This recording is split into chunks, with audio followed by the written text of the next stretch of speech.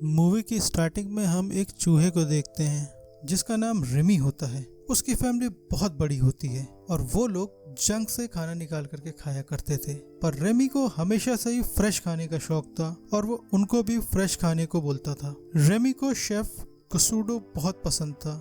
वो पेरिस का बहुत फेमस शेफ था। रेमी एक ओल्ड लेडी के घर जाया करता था गसूडो का टीवी शो देखने के लिए। एक दिन वो लेडी रेमी को देख लेती है। बस फिर क्या था, वो बंदूक निकालती है और रेमी पे फायर कर देती है। रेमी बेचारा अपनी जान बचाने के लिए इधर उधर भागना शुरू कर देता है, पर वो 2-3 फायर करती है और जो जाकर के छत में लगती है। अब क्या था, वो पूरी छत जो है नीचे गिर जाती है और साथ ही में रेमी की पूरी फैमिली भी, क्योंकि वो सब भी तो वहीं रहते थे। अब वो सब भागना शुरू कर देते हैं अपनी अपनी जान बचा करके।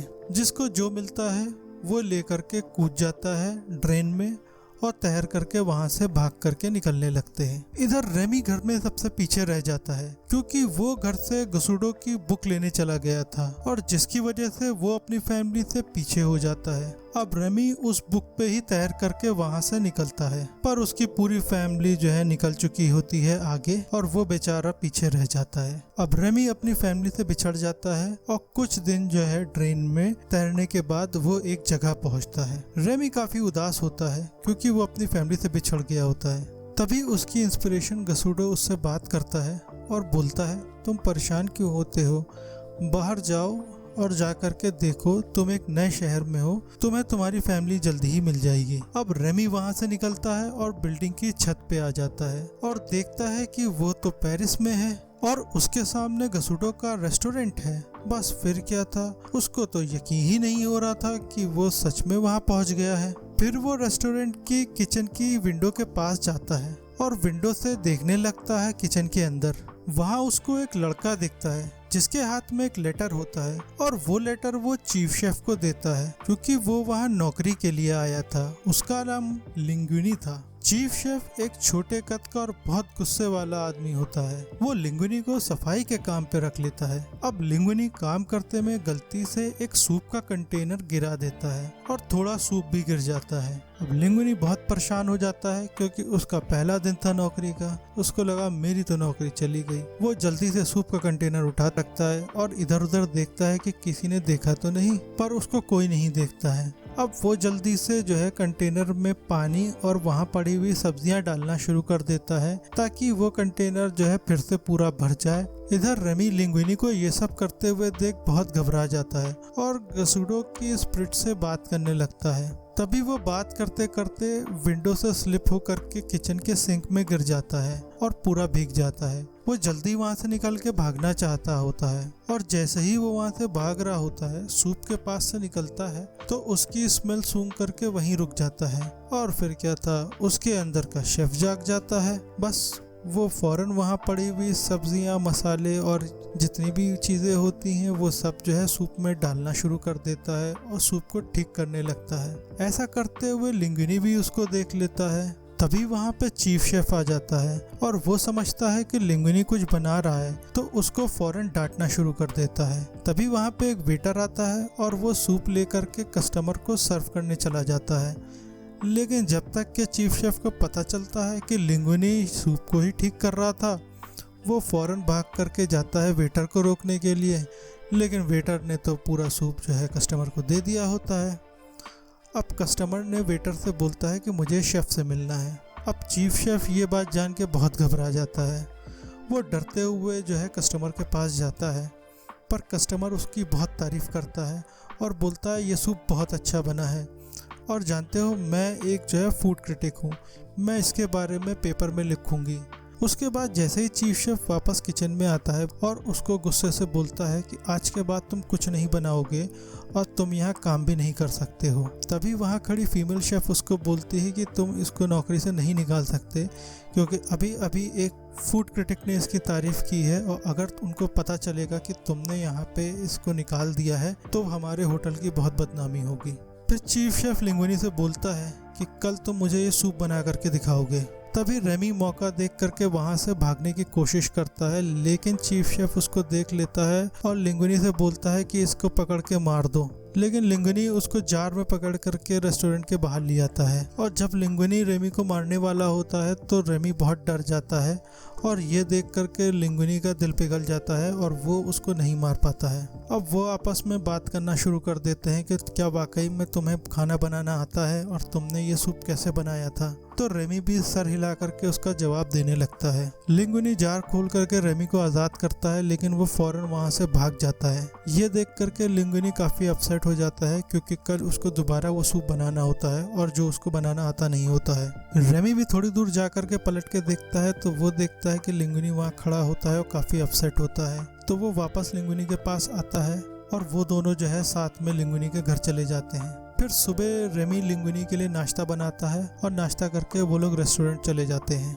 वहाँ जाने के बाद लिंगुनी फिर से वो सूप बनाने की कोशिश करता है, लेकिन रेमी उसकी इस बार मदद नहीं कर पा रहा होता है क्योंकि वो उसकी शर्ट के अंदर छुपा होता है। फिर रेमी एक आइडिया लगाता है और वो लिंगुनी की कैप के अंदर बैठ जाता है और साथ ही में उसके बाल पकड़ लेता है, जिससे वो उसको कमांड देता है और वो सारी कमांड्स पूरी करता है। वो जैसे बाल खींचता है तो उसके हाथ, अब वो लोग रात भर जो है इसकी खूब प्रैक्टिस करते हैं और अब वो परफेक्ट हो जाते हैं और लिंगुनी और रेमी उसके बाल खींच के उसको कमांड देता है और लिंगुनी उसको पूरा करता होता है। फिर वो रेस्टोरेंट आते हैं और वहाँ आकर के वो सूप बना करके शेफ़ को देते हैं। अब शेफ़ सूप पीने के बाद लिंगुनी को बोलता है कि आज से तुम जूनियर शेफ़ बन के यहाँ काम करोगे और वहाँ फीमेल शेफ़ के अंडर में ट्रेनिंग लोगे। फीमेल शेफ़ उसको काम सिखाना शुरू करती है कि कैसे जो है वो उसको जो है किचन में काम करना है वहाँ पे। रेमी ये सब सीख लेता है और लिंगुनी से सारा काम कराना शुरू कर देता है। उसके बाद चीफ शेफ़ उसको एक नई डिश बनाने का ऑर्डर देता है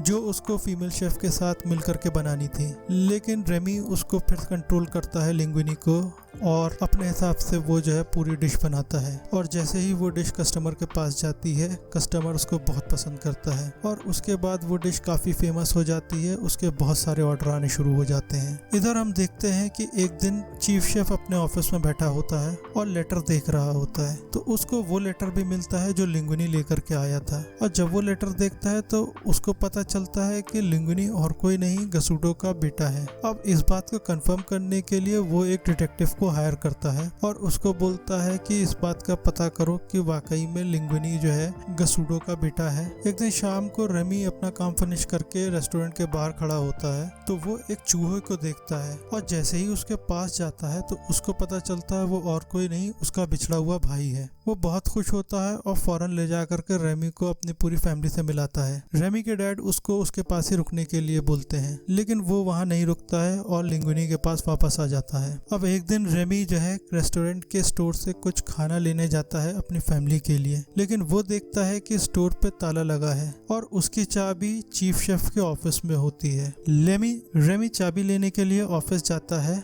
और वहाँ चाबी ढूंढ ही रहा होता है तो उसके सामने गसुडो की विल आ जाती है और साथ ही में उसमें वो लेटर भी होता है जिससे उसे पता चलता है कि लिंगुनी और कोई नहीं, गसुडो का बेटा ही है। वो ये लेटर देख ही रहा होता है कि इतने में वहाँ चीफ शेफ आ जाता है और रेमी फौरन वो दोनों लेटर लेकर के वहाँ से भाग निकलता है। चीफ शेफ भी उसका पीछा करता है, लेकिन रेमी वहाँ से बचते बचाते फौरन जो है लिंगुनी के पास आता है और उसको वो लेटर दे देता है। अब लेटर मिलने के बाद लिंगुनी बहुत खुश होता है और वो पूरे होटल का मालिक हो जाता है। लिंगुनी अब बहुत फेमस हो गया था क्योंकि वो गसुडो का बेटा था और उसके पास वो पूरा रेस्टोरेंट आ गया था। वो चीफ शेफ को नौकरी से निकाल देता है।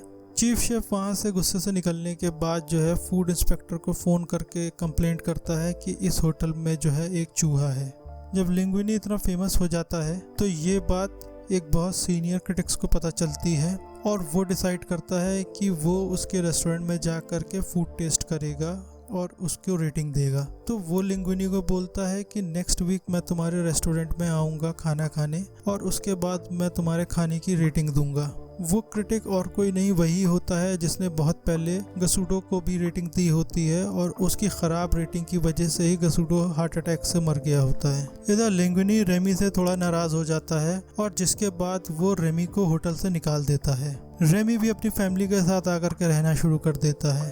अब वो दिन आ जाता है जिस दिन सीनियर क्रिटिक रेस्टोरेंट में फूड को चेक करने के लिए आने वाला था। लिंगुनी बहुत परेशान होता है, उसको कुछ भी समझ में नहीं आता है। ये बात रेमी को भी मालूम होती है तो वो फौरन जो है लिंगुनी की मदद के लिए वहाँ पहुँच जाता है। रेमी को वहाँ देख के लिंगुइनी सारे स्टाफ को बताता है कि मैं जो कुछ भी बनाता था वो सब जो है इसकी मदद से ही बनाता था। ये सुनने के बाद सारा स्टाफ बहुत अपसेट हो जाता है और वो लिंगुइनी को छोड़ करके चला जाता है। अब लिंगुइनी फिर से अपसेट हो जाता है क्योंकि उसके पास कोई आदमी नहीं होता काम करने वाला, सिर्फ वो और रेमी होते हैं। रेमी फौरन जो है जाकर के अपनी पूरी फैमिली को और फ्रेंड्स को बुला लाता है और उन लोगों की मदद से रेस्टोरेंट में सारा खाना बनाता है। तभी वहाँ फीमेल शेफ भी आ जाती है और वो भी उन लोग की मदद करने लगती है।